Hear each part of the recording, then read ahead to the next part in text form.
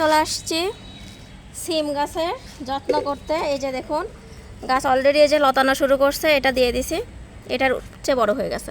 এই যে দেখেন এখন এতে আমি যে লাঠি দিয়ে দিব, আর একটু বড় হয়ে গেলে এর জন্য মাচা দিয়ে দিব। যাই করি না কেন আপনাদের সঙ্গে প্রত্যেকটা কাজই শেয়ার করব। এই যে এখানে 3টা আছে, 3টার মাঝে একটা দিয়ে দিচ্ছি।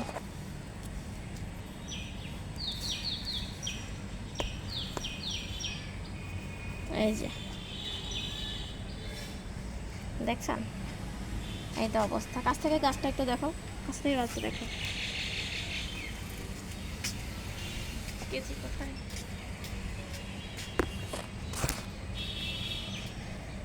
এদিকে নিয়ে আসো।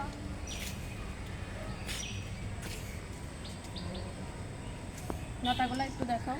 আর আমি এই যে এটার শাক ভর্তা খুবই ভালো লাগে, আমরা মৌলবি কচু বলি। আপনারা কি বলেন কমেন্টে জানাবেন।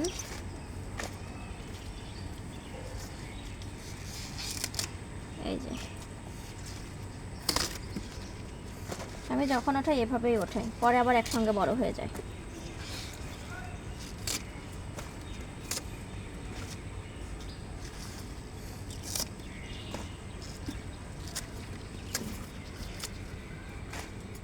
এটা দেখো এখানে ধরো, এই যে দেখুন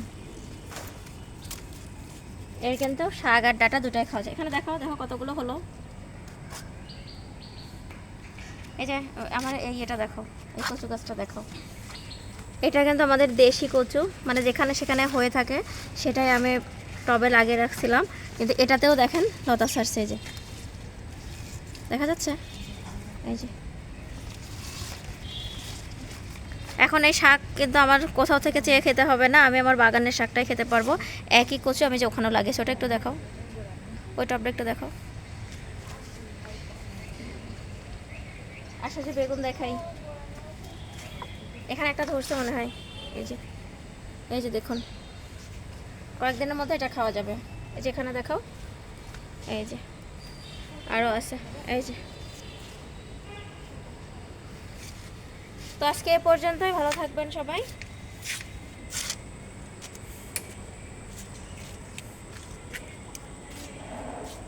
দেখছো কি সুন্দর হয়েছে এটুকু। ওয়াও,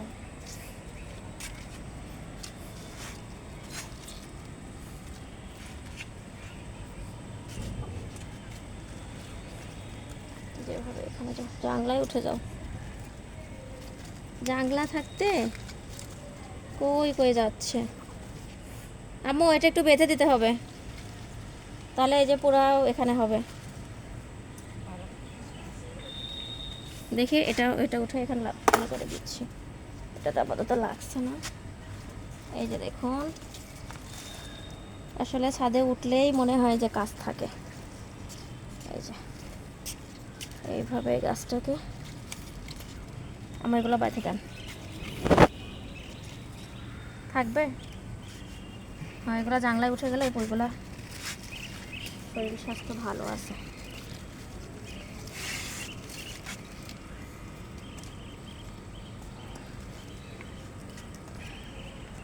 আজকে পর্যন্ত ভালো থাকেন সবাই, বিদায় নিচ্ছি।